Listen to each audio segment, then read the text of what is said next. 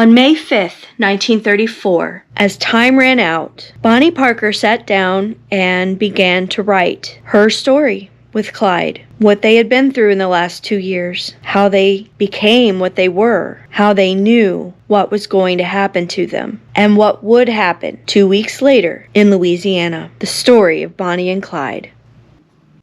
You've read the story of Jesse James, of how he lived and died. If you're still in need of something to read, here's the story of Bonnie and Clyde. Now, Bonnie and Clyde are the Barrow Gang. I'm sure you all have read. How they rob and steal, and those who squeal are usually found dying or dead. There's lots of untruths to these write-ups. They're not as ruthless as that. Their nature is raw. They hate all the law, the stool pigeons, spotters, and rats. They call them cold-blooded killers. They say they are heartless and mean. But I say this with pride, that I once knew Clyde, when he was honest and upright and clean. But the law fooled around, kept taking him down, and locking him up in a cell, till he said to me, I'll never be free, so I'll meet a few of them in hell. The road was so dimly lighted. There were no highway signs to guide, but they made up their minds, if all roads were blind, they wouldn't give up till they died. The road gets dimmer and dimmer. Sometimes you can hardly see. Still it's fight, man to man, and do all you can, for they know that they can never be free. If they try to act like citizens and rent them a nice little flat, about the third night they're invited to fight by a submachine gun rat-tat-tat-tat. If a policeman is killed in Dallas, and they have no clues for a guide, if they can't find a fiend, they just wipe the slate clean and hang it on Bonnie and Clyde. 2 crimes have been done in America, not a credit to the Barrow mob, for they had no hand in the kidnapping demand or the Kansas City depot job. A newsboy once said to his buddy, I wished old Clyde would get jumped. In this awful hard times, we might make a few dimes if 5 or 6 laws get bumped. The police haven't got the report yet. Clyde sent a wireless today, saying we have a peace flag of white. We stretch out at night. We have joined the NRA. They don't think they are too tough or desperate. They know the law always wins. They have been shot at before, but they do not ignore that death is the wages of sin. From heartbreak some people have suffered. From weariness some people have died. But take it all in all, our troubles are small till we get like Bonnie and Clyde. Someday they will go down together, and they will bury them side by side. To a few it means grief, to the law, relief, but it is death to Bonnie and Clyde. Clyde wrote a poem too in answer to Bonnie's Bonnie and Clyde. Bonnie's just written a poem, the story of Bonnie and Clyde. So I will try my hand at poetry with her writing by my side. We don't want to hurt anyone, but we have to steal to eat. And if it's a shootout to live, that's the way it will have to be. We have kidnapped some people and tied them to a tree, but not so tight that after we were gone, they could not get themselves free. We are going home tomorrow to look in on the folks. We will meet them out near Grapevine if the laws don't get there first. Nowadays, that's all we live for, just one more visit home. For we know that someday they'll get us, and then it will be so long. We will drive by the station tomorrow, throw a bottle out under the shed, to meet us out near Irving if they don't start scattering some lead. We pray every town that we pass through to forgive sinners like Bonnie and Clyde, and please God, just let us make it through this town to the other side. Someday we will go home forever, and they will bury us side by side. The grief that we brought to our families will pass as the years go by. Now that's not as good as Bonnie's, so I guess I will call it a flop. But please God, just one more visit before we are put on the spot. Hello, my history-loving friends. This is Madame Morbid. I'm getting ready to climb this hill here and get into this wooded area. I'm in Gibsland, Louisiana, or outside Gibsland, Louisiana, on Highway 154. And I'm walking through a spider web. Ew! Okay. I'm going up here to where the ambushers were sitting, waiting for Bonnie and Clyde on May 23rd, 1934. But before we get into specifics of the ambush, let's look at the last few months. The end started with the raid on Eastham Prison. It's probably the biggest mistake Clyde ever made because it ticked off the wrong people, specifically Lee Simmons of the Texas prison system. It embarrassed him. Because of this, he decided the gang had to be stopped at any cost. And probably the only way to do it is to specifically hire someone to focus only on catching them. 6 police officers had been killed, including a guard at Eastham during the breakout. It took that poor man 10 days to die. So after this, the gang is made up of Bonnie and Clyde, Raymond Hamilton, Joe Palmer, and Henry Methvin. And this is the period when they actually start to do quite a few bank robberies here at the end. They do a couple in Iowa. They do one in Potah, Oklahoma. In February, Raymond brings his girlfriend in, Mary O'Dare. Mary O'Dare is awful. Nobody likes her. She is described as a literal prostitute. She was hitting on other members of the gang when Raymond wasn't looking, Henry Methvin specifically. Raymond wanted to give her a cut of the spoils. She was annoying. She was tacky. But she wanted to go and live the high life, stay in expensive hotels, eat in nice restaurants. And Clyde's like, we're wanted. We can't do that. That's ridiculous. And eventually disputes were so bad that Raymond and Mary in March and just split off and did their own thing. They lose Joe Palmer at Grapevine. And then it's just Bonnie and Clyde and Henry Methvin. So we have Reed Spring, Grapevine, and then Commerce, Oklahoma, all of which I have done episodes on. And basically the relationship between Clyde and Raymond Hamilton is now one of hatred. Clyde is so angry with Raymond that he might have actually killed him if he'd ever run across him again. And there were some rumors that that's what he was hoping to do at Grapevine, that he would meet and kill Raymond Hamilton. But there's no way he would have done that in front of his family. I just don't believe that theory at all. Everly, Iowa is the last time they rob a bank. They leave there, they drop Joe Palmer off in Joplin, then they drive to Gibsland and drop Henry off with his family. And that's when they go back and see their families for the last time. I want to tell you here what Emma said about the last time she saw Bonnie. She wrote about this in her book, Fugitives, which she wrote in 1934. She said they saw them for the last time on Sunday, May 6th. They came by the filling station, told everybody where to meet them. They met 4 miles east of Dallas on a country road. Emma said the visit lasted about 2 hours. She sat on the ground beside Bonnie, under the stars, and just talked. As they talked, she said Bonnie was showing her some photographs that they had recently taken. And I'm quoting the book here. Quote, "Mama," she began, with that peculiar calm which she and Clyde were always in when speaking of death. "When they kill us, don't let them take me to an undertaking parlor, will you? Bring me home." I reached out and seized her wrist and jerked her toward me.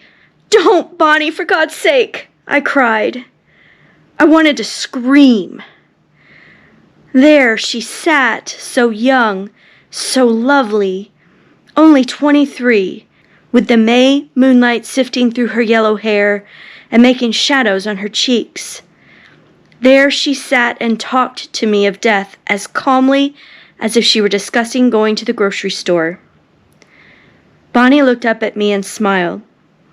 It was a funny smile, as if she were 1,000,000 years older than I was, as if she knew things that I'd never learn if I lived for centuries, as if this flutter I was making about the talk of death was rather childish, and so to be excused. "Now, Mama, don't get upset." "Why shouldn't we talk it over? It's coming. You know it. I know it. All of Texas knows it." So don't let them keep me at the undertaker's. Bring me home when I die. It's been so long since I was home. I want to lie in the front room with you and Billy and Buster sitting beside me. A long, cool, peaceful night together before I leave you. That will be nice and restful." Then she took one of the pictures and she gave it to her mom and she said, "I like this one." So one of Clyde holding her up. They're both laughing. She said, quote, "Bonnie's red lacquered fingers caressed the surface of the picture slowly.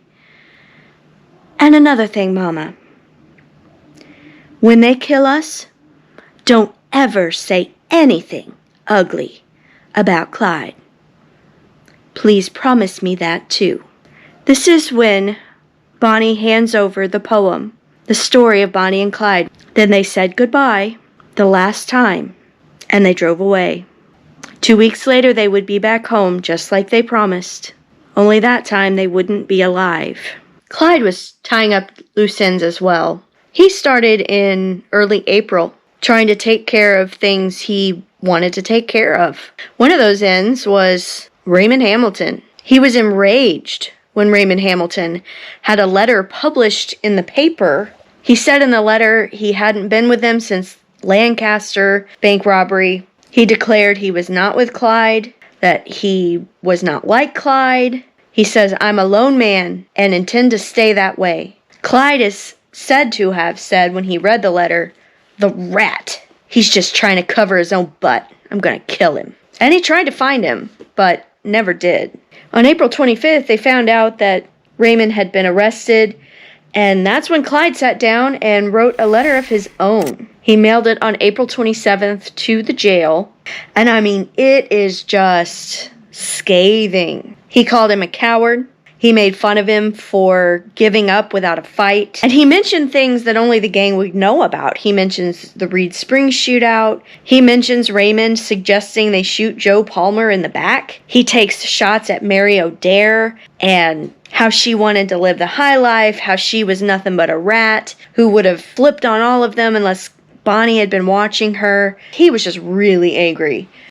Another thing Clyde did that was pretty interesting. After Commerce, Oklahoma, on April 6, 1934, they headed to Memphis. And while there, Clyde purchased a gun, a Colt, for Percy Boyd, the police officer they had kidnapped after Commerce.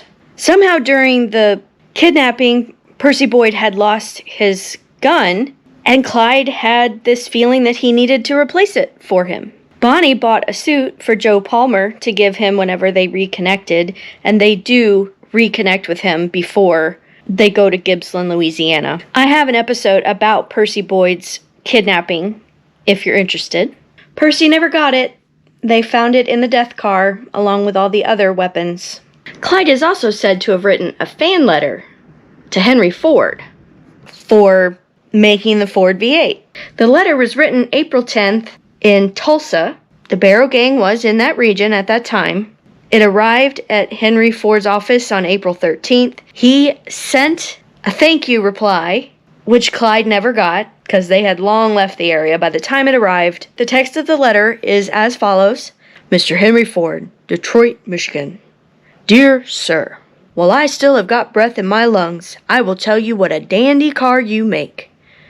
I have drove Fords exclusively when I could get away with one.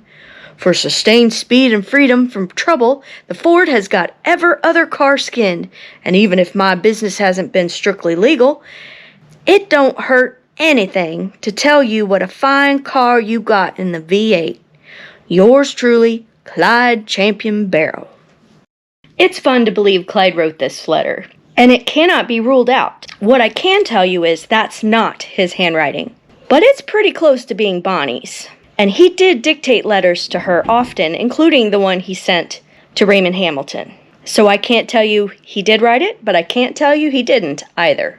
His family never believed he wrote it, though. His sister Marie swore he never would have signed his name Clyde Champion Barrow. That was just a goof name he signed when he went into Huntsville prison. But I can't tell you he did, but I also can't tell you he didn't. Henry Ford sure was proud of it, though, keeping it, and it is still on display at the Henry Ford Museum. Clyde returned to Dallas for the last time on May 9th. He showed up at the service station, asking for his mother, but his dad, Henry, was the only person there. He said, "Well, your mama's visiting up the road." So he asked his dad to meet him near the railroad tracks at midnight. When Henry came, Clyde had some papers. He said, quote, "I'm going to sign these for you and Mama." He pulled out a pen, and it didn't work. He searched the car for another one, couldn't find one, so he said, "I'll have to come back." He put the papers back in a suitcase and drove off, and it's the last time Henry ever saw him. The car in which Bonnie and Clyde would be killed in was stolen on April 29th, 1934, from a driveway at 2107 Gabler Street in Topeka, Kansas. As it sat in the driveway of Ruth and Jesse Warren, there were 1,243 miles on the odometer. Ruth had just mentioned to a neighbor that since it had, quote, gone 1,243 miles, now we can step it up. Back then, you had to break in the engine before you could really see what it could do. Mrs. Warren had been driving around that afternoon. She got home. She pulled into the driveway, which was behind the house, parked her car, and left the keys in the ignition. Neighbors saw a Plymouth pull up after she went inside. There were a man and woman in the front seat and a third man standing on the running board. The car slowed down just enough for that man to step off, hop in the driver's seat, and drive away with Ruth Warren's car. She was confused about where her car went. She called her husband Jesse to ask, "Did you stop by and take the car?" He said, "Absolutely not." Their 6-week-old Ford Model 40 4-door sedan was gone. It's the last car Bonnie and Clyde ever stole. By the time Jesse and Ruth Warren got their car back, 7,612 miles had been added. That averages out to 300 miles a day since Bonnie and Clyde had taken it. On this spot, in 1934, stood a vacant house. Bonnie and Clyde had used this as their northern Louisiana hideout for some time. Ivy Methvin was squatting in the house that stood here. It had been empty for about 4 years. At one time, it was the house of John Cole. His son Otis was still in the area and is said to have become aware sometime before the ambush that his house was being squatted in. And he was probably aware that Bonnie and Clyde were in the house. It was a dog trot house. There were chimneys on either side of the dwelling. There would not have been running water. There would not have been electricity. When living here, Bonnie and Clyde were bathing in streams. They had to go out to get food. Clyde tried to give it some legitimacy, though. He was pretending to be a lumberman with his wife, partially as a thank you and partially to further this ruse along. Clyde had purchased Ivy Methvin a Model A logging truck. I don't think anybody in the area was buying this ruse. I think most people knew who they were. A lot of towns that they hid out in, the people knew who they were and actively protected them in some cases. The last time they arrived at this house was May 21st. They came here with Henry. They didn't intend to stay for long, and Clyde thought nothing of it when Henry went off with his parents for a few hours. After all, Clyde loved his family. He thought of family as extremely important and would not have had a thought about Henry going off and spending time with his family. When Henry got back, they drove 45 minutes to Shreveport. They stopped by the Majestic Cafe, and Henry went inside to get dinner. But while Henry was in there, the story goes that Clyde saw a police car, got spooked, and drove off, leaving Henry by himself inside the diner. Henry is said to have calmly stood up from the counter, left the food there, and walked away. You see, this separation was probably planned on Henry's part. Maybe even the police who spooked Clyde were part of the ruse. We don't really know that. Maybe it was just a useful coincidence for Henry. But the Methvins had been working for some time on a deal to turn on Bonnie and Clyde. As early as February, the police who were in charge of tracking them down, which included Frank Hamer a former Texas Ranger who was hired in a specific position within the Highway Patrol, whose only duty was to track Bonnie and Clyde and end them, whether that meant catching them or killing them. Working with him were two Dallas police officers, Bob Alcorn and Ted Hinton, both of whom were somewhat familiar with them, even on personal terms. Bob Alcorn knew Clyde very well and could recognize him at first glance. Ted Hinton knew Bonnie better. Bonnie had been his waitress on a regular basis at a cafe he used to frequent years before. He is said to have had quite a crush on her, and what ended up happening to her seems to have haunted him the rest of his life. Hamer also recruited Manny Galt. He had served on the Rangers with him, and in addition to liking him and finding him easy to work with, Manny had fallen on hard times, like much of the country, and really could use the money. Frank was not doing this for money. He didn't need it. He was doing this out of a sense of right and wrong and putting an end to this once and for all. Knowing that Methvin was with the gang and that his parents wanted to work with the police, they headed to Gibsland to speak with Bienville Parish Sheriff Henderson Jordan. Jordan provided one of his deputies, Prentice Oakley, to be part of the 6-man team. They managed to locate the hideout and quickly were forced to rule out ambushing them at the house, due to the fact that neighbors were close enough that stray bullets could enter other dwellings and hurt someone. It had happened before. They didn't want it to happen again. They had also learned from a botched ambush attempt earlier that Thompson machine guns were not adequate to pierce the body of a Ford V8. So the men would all be armed with Browning automatic rifles and shotguns. They ended up deciding on a spot on the highway. It's now Highway 154, which was on the way to the hideout between Gibsland and Cialis, probably saying that wrong, sorry, Louisiana, which is where the hideout was located, near that town. In order to lure them to this hideout, they needed to separate Henry from them, because they knew the plan was, if they got separated from Henry, they met up at this house. And on May 21st, that's what they successfully did at the Majestic Cafe, where Henry was abandoned by the gang. We're about to get into the ambush now. If you're still watching this, it probably means you like it, so please go below and hit the thumbs up for me. And subscribe if you haven't. Now back to our story. When Bonnie and Clyde got to the hideout the night of May 22nd, they hoped to find Henry at the house. He wasn't there. They had their last night alive in this house. The next morning they planned to drive to Gibsland, get breakfast, come back to the hideout, and hope that then Henry would be there. They hadn't seen Ivy either. Bonnie and Clyde got up early that morning.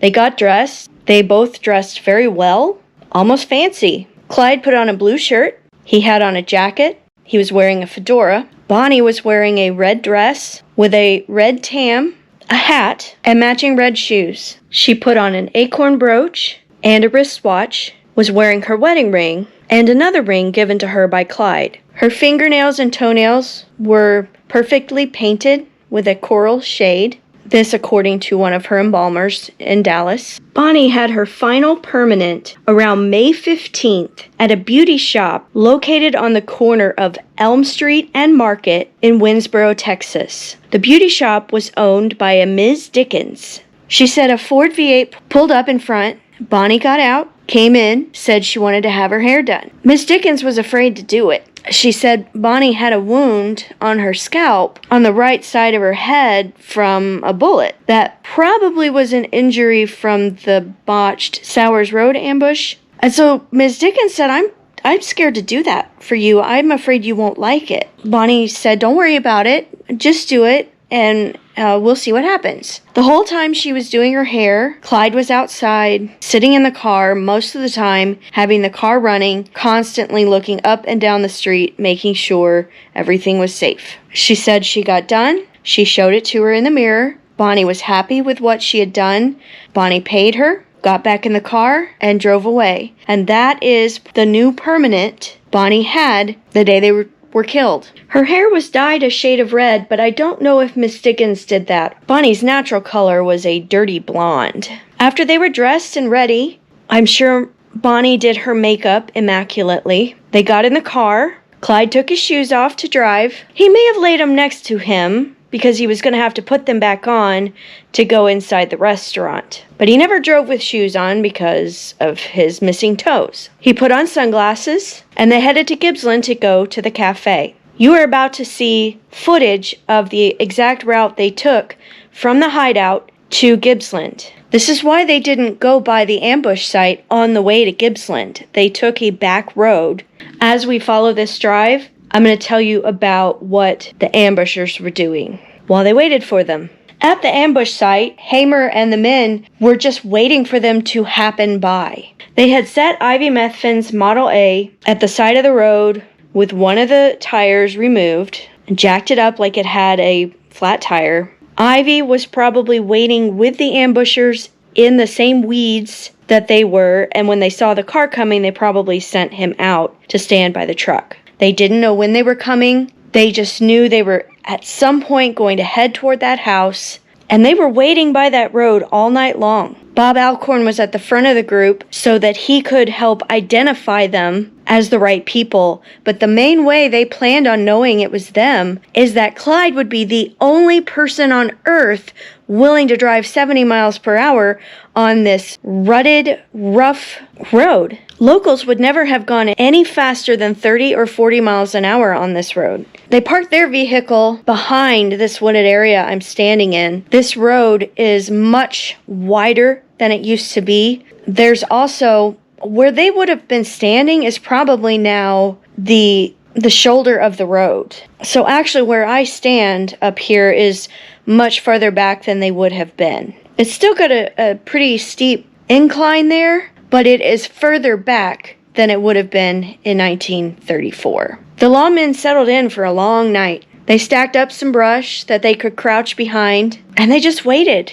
Ted Hinton says they were pretty miserable. The mosquitoes were really bad. Someone thought they even saw a snake slither by. So there was a lot of wildlife hanging around. They were all on edge. They were all excited. They all had anxiety. Ted said they took turns going to the car and trying to sleep a little bit, but everybody was so hopped up on adrenaline and anxiety that they just really couldn't sleep. And by 9 a.m., they were really ready to give up. They thought they're not coming by today. And it was about 9:15 that they heard the sound of a V8. They pulled up here to Ma Canfield's Cafe. Clyde probably parked where this maroon van is parked right now. Bonnie had a BLT sandwich. Clyde either got a BLT or a bologna sandwich.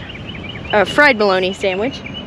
I've read a couple of versions of what happened in the cafe. In one book, it's theorized that Clyde left Bonnie in the car to save time, because it would have been a bigger hassle to get her in there with her busted leg than just going in himself and buying them to go. But in John Neal Phillips' book, he says they got there around 8, they went in and had donuts and coffee, then they bought the sandwiches and took them with them to go for lunch later on. I'm not sure what to tell you about that, except to say there's two different versions. I think in general, John Neal Phillips is considered the best, at least according to Bonnie's niece. Their hunger satisfied, they got back in the car. Clyde took his shoes off, threw them in the back seat. Bonnie had discarded her tam in the back seat. Clyde had his hat on. He put on sunglasses. On his left-hand side by the door, he had a 20-gauge shotgun. On his right-hand side, between him and Bonnie, propped upright in the floorboard, where he could easily grab it, was a 16-gauge shotgun. Any gun in the car would have been Clyde's. Bonnie was mostly the mule. She kept them handy for him. Sometimes she would hide one on her person, such as a small pistol under her skirt. And it said there may have been a small pistol strapped to her leg on this day, because police were less likely to search a woman. Bonnie had taken a couple of bites of her sandwich, then wrapped it back up. She had a pack of her favorite cigarettes in her lap, Camels, and a map in her lap. I'm not sure what she was using that for, unless they were planning wherever they were going after they reconnected with Henry. They should not have needed a map to get to the hideout. And a handgun lay nearby. After nearly 2 days, hiding in weeds, cleaning and re-cleaning their weapons, waiting for Clyde to show up and having nothing to show for it, they finally hear the sound of a car. Alcorn put field glasses up to his eyes to take a look. The car was going very fast. Alcorn said, "This is it. It's him." The men were ordered this way. Alcorn was first. Hinton was next to him, followed by Oakley and Henderson Jordan, then Manny Galt and Frank Hamer on the other end. Henderson Jordan and Prentice Oakley wanted to give them a chance to surrender, but the Texas guys said there's no way. Clyde will not give up. He has escaped from 12 different shootouts. He will not surrender. But to his dying day, Prentice Oakley was bothered by the fact that they weren't given a chance to surrender, at least had it offered. Clyde pulled up and slowed next to the truck, which they had placed in Clyde's lane facing the wrong direction. He pulled up next to it and put the car in neutral, had a little conversation with Iverson Methvin. At the same time he was pulling up, a logging truck was coming this direction, and they were going to meet. And this road, 2 vehicles could not drive by at the same time. Somebody had to stop to let the other by. And the logging truck stopped to give Clyde the right-of-way. But all of a sudden, Methvin cupped his hands to his belly and backed toward the woods. This was the signal they had come up with. It seemed like he was going to get sick or something, and he went behind the truck. This is when Prentice Oakley stood up. The other 5 followed him. They were about 20 feet away from Clyde. Deputy Oakley panicked and opened fire. And once the shooting started, everybody started shooting. Clyde's head snapped back because he was hit with that first shot right in his left temple, and it went out the other side of his head. It went all the way through. And it's at that point that Bonnie started to scream, in Hamer's words, like a panther. At this moment, I think, this is completely my own personal theory, but somehow Bonnie's right hand was blown off. But all the shots were coming from the left side of the car. I think in that instance, when she realized that Clyde had been hit, that she turned toward him and put that right hand toward Clyde, whether to touch him or grab him, and a bullet, 2 bullets actually caught her right hand and just destroyed it. She also had a bullet wound in her right shoulder that may have come from this as well. Bonnie had several shots in her left shoulder, as well as into her chest, under her arm, which broke a rib or 2.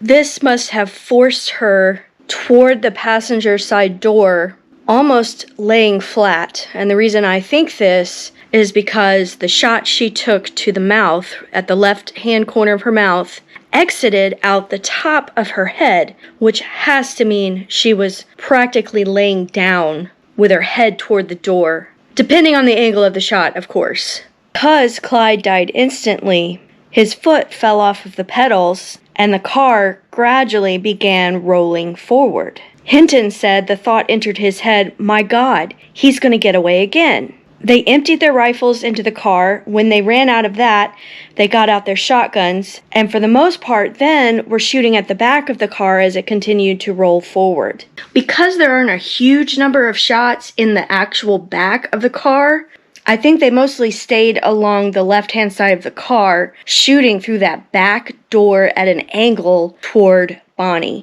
And I suspect possibly the shots in the windshield, maybe those bullets from the back exiting out the windshield. I know there is a story about Hamer, when it was all done, walking around the front of the car and pumping a bunch of shots into Bonnie.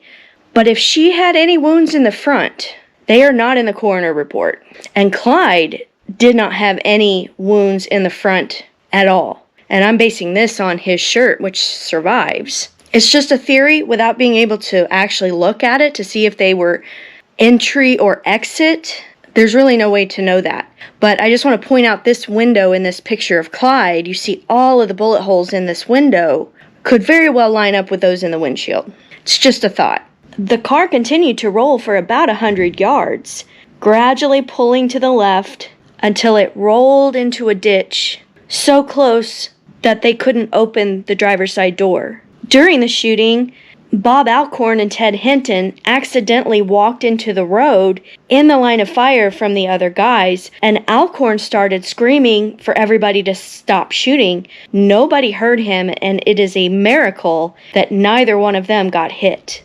The sound must have been absolutely deafening. 6 BARs going off at the same time, followed by their shotguns, and then their pistols. It sounds like they followed along behind the car until they had no more ammunition. They all were temporarily deafened. Ted Hinton went to the driver's side, saw that he couldn't get the door opened. Clyde was slumped forward with his head over the steering wheel. He leapt over the hood and opened the door on Bonnie's side. She was slumped forward with her head between her knees, like people do when they're about to pass out. But this is what he said he saw. "I see her falling out of the open door. A beautiful and petite young girl who is soft and warm, with hair carefully fixed, and I smell a light perfume against the burnt cordite smell of gunpowder, the sweet and unreal smell of blood.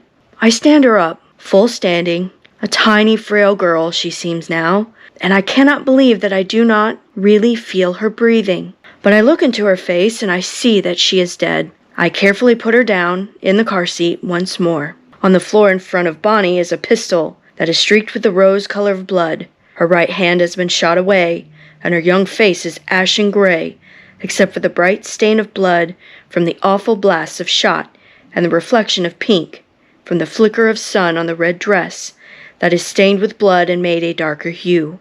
I straighten and see the other officers, and I know now that the job is done, and they know it, and there is time now to think it through, of all that really happened in a blazing 12 seconds at 9:15 in the morning on a lonely road south of Gibsland in Louisiana on May 23, 1934.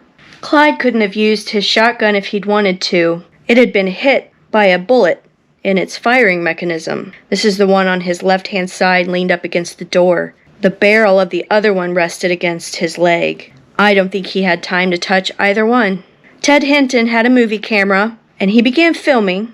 I'm not sure he actually lifted up Bonnie like he says, because there's no blood on him or anybody in any of the photos they took afterwards. Maybe that's something he wished he had been able to do.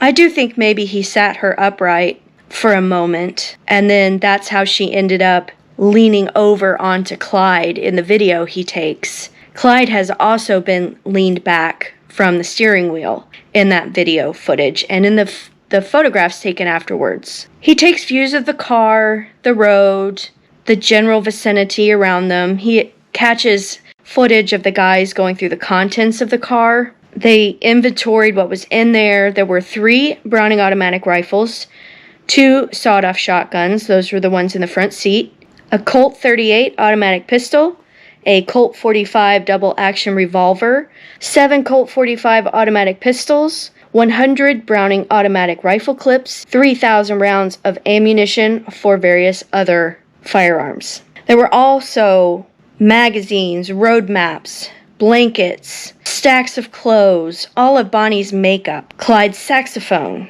After the shooting, Henderson Jordan and Prentice Oakley left to go to Arcadia to summon the coroner. His name was Dr. J. L. Wade. Ted Hinton went with Frank Hamer to Gibsland to get a wrecker to come back and get the car. Their bodies sit in this car for 2 hours before the wrecker arrives. And that's one reason the letter I read in one of my previous videos talks about the advanced decomposition, the smell, and all that loveliness. While they're there, that's when they go to this filling station to make a phone call. Frank Hamer called Lee Simmons on this exact telephone that is in the Ambush Museum. Here was a telephone. You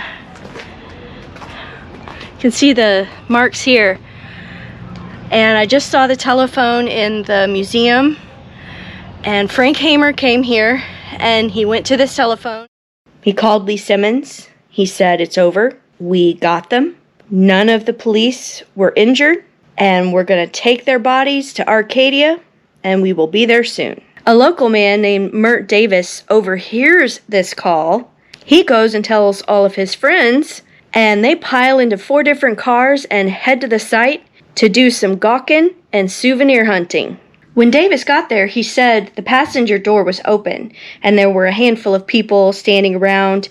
He moved in, and the officers closed the door. And then someone else opened it, and the officers ordered them to shut it, and it wouldn't shut successfully, and they figured out that Bonnie's hand had fallen into the way. This is the hand that had been shot, and the lawman had to shout at them, "Stop!" He comes in, he puts her hand back in her lap, and they closed the door. By the time the coroner got there, he could hardly even get in. There were cars everywhere, there were pedestrians. Souvenir hunters had been chipping away at trees, trying to dig bullets out of them. Almost all of the glass on Clyde's side of the car had been taken. People were taking shell casings. They were going through the shrubbery, looking for bullet fragments, anything they could find. People were already starting to cut off pieces of clothing, Bonnie's hair. By the time they got to Arcadia, her hair had just been hacked to pieces.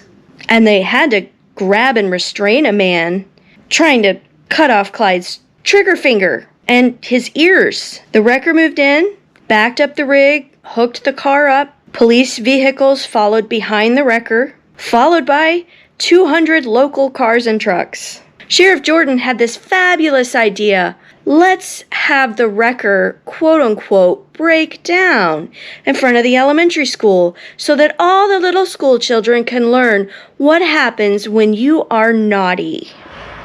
After Bonnie and Clyde died, they towed the car right back the way Bonnie and Clyde had come, and they came right by this school. The elementary school is in the same place. This is not the same building. The kids had absolutely no idea what they were running out to see. Polly Palmer was 12 years old when this happened. She thought maybe it was lunchtime. She just ran out with the other kids. She didn't know what they were going to see, something about bandits from Texas. She'd never heard of Bonnie and Clyde. She just followed along after her fellow students. She was one of the first to reach the car. She didn't even have a thought in the world about what she was getting ready to see. She jumped up on the running board on Bonnie's side of the car to find herself just inches from the face of Bonnie Parker. She had nightmares for years after this. And she said, quote, "I wish I had never gone out to that car. It still bothers me." She would have been having this interview as an elderly woman. Apparently, some kids were so traumatized by what they saw. The stories around here are that some people even left Gibsland for good. I think what Henderson Jordan did to those children is unspeakable. It took quite a while for them to get to Arcadia, and by the time they did, 16,000 people had swarmed into the streets of Arcadia outside Conger's furniture and funeral home, which was the destination of the wrecker, and to get a glimpse of the corpses inside the car. It was about 11:30 when they got there, so it took a little over 2 hours. The sun was blazing hot. I thought it was quite hot when I was there for the festival, May 26th and 27th, just a few days later. The smell must have been unbelievable. The undertaker was Boots Bailey. They had to force their way through the crowd to get to the car. There are photographs of them removing the bodies via a stretcher to the back room of the furniture store. A local who was watching all of this, Dewey Kendrick Sr., he had driven from Gibsland to witness this. He reported that when they opened the door, Bonnie's leg slipped limply to rest on the running board, and he couldn't believe how tiny her foot was. She wore a size 4, I believe. Clyde wasn't much bigger. He was only 5'7". Kendrick said that Prentice Oakley told him that Bonnie and Clyde were not warned. He said, quote, "The lawman just reared up and let him have it. I know they were outlaws and killers, but I just think they should have gotten a better deal than that. They should have been given a chance to give up," unquote. Someone tried to take the wedding ring off of Bonnie's finger. They were tugging at the fingers that remained on the damaged hand. And when they took Clyde out, someone yelled, quote, "God damn! He was nothing but a little bitty fart." None of the family was notified by any official individual. Emma found out that her daughter, Bonnie, had been killed by a phone call from a Dallas reporter. She dropped the phone and screamed when given the news. Clyde's sister Marie got the news by listening to the news on the radio. She drove home to the service station. Kimi could not bring herself to go. Buck had died far too recently for her to bring herself to do it again, to go and look at him dead. So Henry went by himself. Because his car was not very reliable, he got a ride from a friend. He arrived to the mob swarming around trying to get a glimpse of his dead son. People had flooded into the store. They were trying to climb stacks of caskets to get a look over the partition between the embalming room and the sales floor. Dr. Wade, who had to put together the coroner inquest, was being so inundated by this crowd and this circus atmosphere, he barely got it out, and his handwriting is almost illegible. There is evidence that all of the men felt guilt over what happened to Bonnie. I don't think anybody questions that Clyde deserved what happened to him. Clyde is the one who physically did all of the crimes. Bonnie was just with him. She didn't go in for any of the robberies. She didn't kill anybody. She very rarely even fired her weapon. And it just bothered them. Prentice Oakley told at least 2 different friends that Bonnie, being included in the trap, preyed upon his mind from the moment the shooting stopped. Ted Hinton described them as 2 lovesick kids who happened to choose the wrong path to follow. Sometimes in his memoir, he almost sounds like he admired Clyde. And you could tell he had feelings for Bonnie, not necessarily being in love with her, but that she was such a pretty little thing he used to have a crush on, and that she was a good person when he knew her. Frank Hamer even said once that, quote, "As Bonnie and Clyde drove up that day and I pulled down on Barrow, knowing that some of my rifle bullets were going to snuff out her life along with his, I hated to have to shoot her." Friends said Henderson Jordan's hair turned white overnight after the ambush. When all of this was done and Boots Bailey was trying to work on the bodies, it said to keep the crowd at bay, he had to squirt them with embalming fluid to make them back up and stay away. I cannot even fathom the circus atmosphere of this. The funny thing is, in this 2 episodes ago, I covered the kidnapping of Sophia Stone and Dillard Darby. Dillard Darby was brought in from Ruston, Louisiana, which was only a 15 to 20 minute drive away from Arcadia, to view the bodies, to help identify them, and he helped Boots Bailey in his task of embalming the 2, just as Bonnie had made him promise her a year earlier when they kidnapped them. Henry was given Clyde's body late afternoon on May the 23rd. He used his opportunity waiting to mill about the crowd and gather information. He already suspected Henry Methvin's involvement in this. First of all, Henry was nowhere to be found, nor was his father, and he was gradually able to learn from the locals that the Methvins were probably involved in the death of his son. The body had not been prepared very well. We know this again from the letter I shared in one of my earlier videos about the funerals and embalming. He was put in an ambulance and taken back to Dallas. Bonnie's brother, Buster, came on their family's behalf, but he didn't arrive until 10 p.m. because of a mix-up in Acadia, Louisiana versus Arcadia. He went to the wrong town. He described Conger's funeral home as looking like a herd of cattle had stampeded through it. There were footprints all over the furniture. Fabric was marred and torn. Panes of glass were broken. People had ground cigarette butts in the floor. The Barrows had some sideshow guy contact them wanting to purchase Clyde for $50,000. He would then mummify the body and put it on tour with his traveling tent show. They said, no. Clyde's body arrived at Sparkman Holt's Brand Funeral Home on the 24th. Crowds had already gathered. Nearly 10,000 people would arrive by the end of the day. Henry reluctantly allowed the crowd to file past Clyde's body. Clyde was in a light gray suit, a matching tie. Henry stood there watching. 3 drunk men staggered in. They mashed their cigarette butts into the carpet of the funeral home, and one of them said as they walked by, "I'm glad he's dead." Henry was not an emotional man, but this made him angry. He got so angry he chased those 3 men out of the room, and he ordered the doors to be closed by his son LC. He closed them, and he blocked the door so that no one else could get in. Bonnie's mom wanted to honor Bonnie's wishes. She wanted to have the funeral at their home, but unfortunately, the crowds and the mobs didn't allow that to be possible. They would have descended on their home and torn everything up. So even though she didn't want to, Emma had the funeral at the McCamey Campbell Funeral Home, which is no longer standing. She was on display for the crowd, like Clyde. As many as 20,000 people filed past to view her in that 24-hour period. Apparently, a filmy white veil was placed over her face to help hide the damage done by the shot she took in the mouth. Because her hair had been so butchered, they did have to cut it to an even length, and they curled it. On May 26th, 150 people went to Bonnie's funeral, all close friends and family.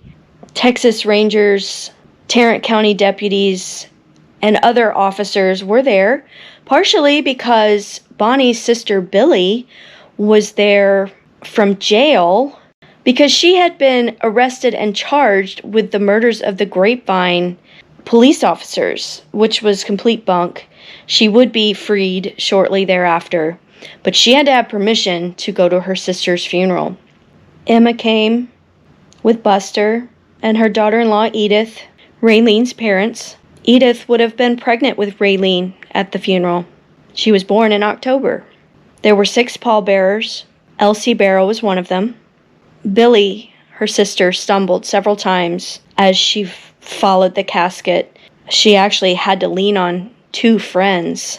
There were so many cameramen and photographers gathered around Bonnie's grave that her immediate family had to watch the ceremony from within the limousine. Elsie, Clyde's little brother, used his body to block the photographers and protect the family from them. Henry and Kimi were there, though. You can see them in the footage. Just about the whole Barrow family was. It's funny. One of the largest floral gifts sent to be put on Bonnie's grave was from a group of newsboys. Thanks for all of those wonderful stories that had helped them sell newspapers. 500,000 papers alone sold in Dallas just after they died. Clyde's funeral was on Friday. Emma did not attend. Famous comedian Burt Wheeler attended, though, and spent part of the time signing autographs for fans. An airplane dropped a wreath from the sky as it went overhead. He was buried beside Buck, whose grave was still so fresh the earth was still mounded. The grave beside Clyde that the Barrow family had purchased for Bonnie unfortunately remained empty. Emma was so angry with Bonnie for not listening to her, for not minding her, for not saving her own life, that she refused to allow Bonnie to be buried where Bonnie wanted. And I don't think Bonnie realized her mother would do that, because if she did, I think she would have made her mother promise that day to honor that wish. They remain 9 miles apart to this day, though there are forces trying to change that. Bonnie was initially buried in Fish Trap Cemetery. She was moved in 1945 to Crown Hill Memorial Park, which is fighting tooth and nail to prevent the family moving her. She was probably moved by Billy because Fish Trap was falling into disrepair and not being well cared for. Clyde is in Western Heights Cemetery. It is on the National Registry of Historic Places, though it does depend on volunteers to take care of it. Who is in charge of that is in flux at the moment, though it sounds like there are plans to really take care of the cemetery. Bonnie and Clyde's parents both purchased life insurance policies on them from American National Insurance of Galveston. The policies are still there. They're on display. I wanted pictures of them. I have a friend who works for American National who was sent to Galveston for some sort of training or conference, but they kept them so busy, she never got to go to the room that had the policy on display. The families did receive payouts on these life insurance policies. Because of it, they actually changed their policies to where if you were killed because of a criminal act you were doing, then you didn't get the payout. Now, the only thing I will say is, technically, Bonnie and Clyde were not committing a crime when they were killed. They had stopped to help a friend. So, I don't feel like this policy change would have changed anything in this instance, but anyway, just a fun fact. Thank you so much for joining me today. I apologize this has been so long, but the last video I did on this topic got restricted, I was told, because of lack of context. So what I would have turned into 2 episodes at least, if not 3, I put all in one video to try to prevent that happening. You can find me on Patreon at patreon.com/Madamemorbid. I can be emailed at Madamemorbidtopics@gmail.com if you have any comments or ideas you would like to send my way. And I have merch on the way. I just got it. I'm going to make it live really soon. I'm really excited about it. I'll see you guys next time.